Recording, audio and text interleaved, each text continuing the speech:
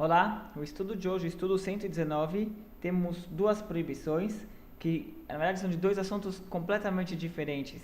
Primeiro, temos a proibição 111, finalizando o assunto de promessas e consagrações que temos tratado esses últimos dias.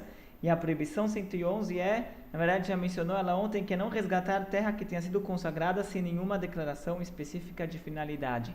Como mencionamos ontem, quando alguém consagra algo sem especificar a sua finalidade, não especifica que é para Deus ou para o templo, então essa consagração ela vai ocorrer nesse objeto consagrado, ou essa terra consagrada pertence ao Kohen, que está no seu turno de trabalho. Então ele recebe esse objeto consagrado.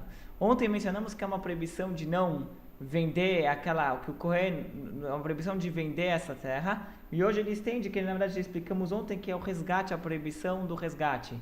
O Kohen, essa terra, ela passa a ser, ela passa a pertencer ao Kohen, e não existe o resgate. Quando algo é consagrado para o templo, então daí não, a mitzvah é que seja resgatado aquela terra. Porém, quando é quando é uma consagração sem finalidade, então não existe o resgate. Talvez valha a pena alongar um pouco aqui, só para deixar alguns pontos claros. Já explicamos que existem, geralmente, quando as terras em Israel elas pertencem a proprietários, a famílias, e isso aqui, na verdade, é algo que não existia a venda definitiva de terras em Israel.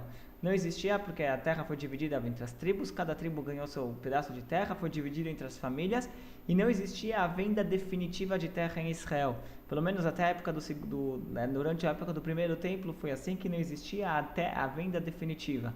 Ele está falando mais ou menos nesse aspecto sobre a venda definitiva de terras. Então o que acontece? Se alguém consagra a sua terra, para o templo, então daí existe o resgate. Se o próprio proprietário que consagrou vai e ele resgata a sua terra e a terra permanece com ele para sempre. De novo, não existe, ele não tem como antes, que era algo que mesmo se ele vende para alguém no ano do jubileu, volta para ele. Agora, se alguém consagrou e outra pessoa resgatou, então a partir desse momento aquela terra, o dono original dela não é mais a pessoa que consagrou, o primeiro que consagrou. O dono original agora é o templo.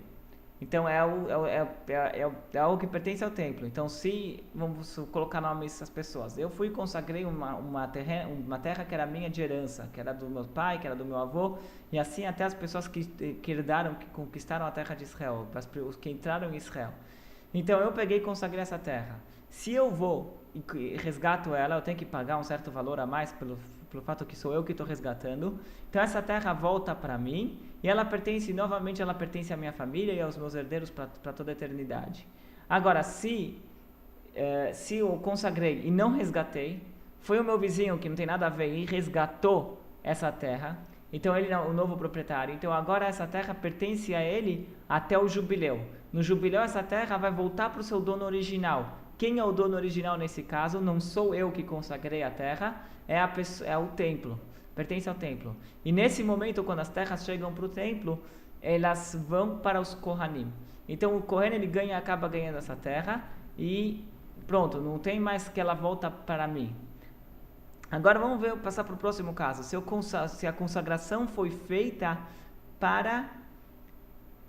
sem finalidade nenhuma, que como explicamos, nesse caso as terras ou os objetos vão para o Kohen. Então esse caso, até mesmo se eu vou e compro de volta do Kohen, é quase igual que eu estou indo resgatar, a própria pessoa que consagrou está indo resgatar do templo, só que aqui não é o templo, aqui é o Kohen. Então, apesar de que eu comprei de volta do Kohen, não importa quanto que eu paguei, quando chega o jubileu, essa terra ela volta a sair da minha mão e volta para o Kohen que me vendeu ela. Então, isso que ele está falando, quando a pessoa consagra algo sem finalidade, é como se fosse que essa terra tem um novo dono definitivo, que é o Kohen. Agora, mesmo se esse Kohen vender essa terra, ela vai voltar para o Kohen no Yovel, no ano do jubileu, como todas as terras voltam para seus donos originais no jubileu. Agora, então, vamos ilustrar todos os casos. Eu tenho uma terra, vendi para o meu vizinho. Então agora, quando chega o jubileu, a terra volta para mim, por causa que essa terra, não existe venda definitiva em Israel, essa terra ela pertence a mim, pertence à minha família, é uma herança da nossa família, então no final do período, quando chega o jubileu, as terras voltam para os seus donos originais. Isso aqui num caso de venda normal. Num caso de consagração, então daí depende de quem fez o resgate. Se é o dono original que faz o resgate, então é como se fosse uma venda comum que a terra volta para ele. Agora, se é outra pessoa que faz o resgate, que resgata a terra consagrada do templo, não a pessoa que consagrou, não o próprio proprietário, um terceiro resgatou do templo, então nesse caso, quando chega o ano do jubileu, a terra volta para o templo e que fica na mão do tesoureiro, vai para os Kohanim do turno. Outra forma de consagração, a pessoa que consagra não para o templo, mas consagra sem finalidade nenhuma. Que daí nesse caso as terras vão para os Kohanim, vai para o Kohen. E daí nesse caso, quem é o novo dono definitivo é o Kohen. E não importa quem vir comprar desse Kohen, porque não existe resgate. Não importa quem vier comprar desse Kohen, essa terra vai voltar para o Kohen no ano do jubileu. Mesmo que se for o proprietário original que consagrou a terra, ele vier comprar do Kohen, a terra vai voltar para o Kohen no ano do Yovel. Então, é basicamente isso aqui a proibição 111, que ele está falando que não existe o resgate, não existe a compra numa terra consagrada sem finalidade.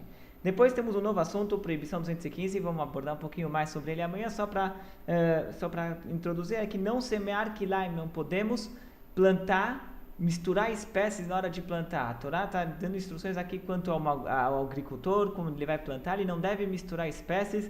Essa proibição 215, a proibição de quilaim, ela se aplica em toda época, em todo lugar, que é a proibição de plantar duas espécies juntas.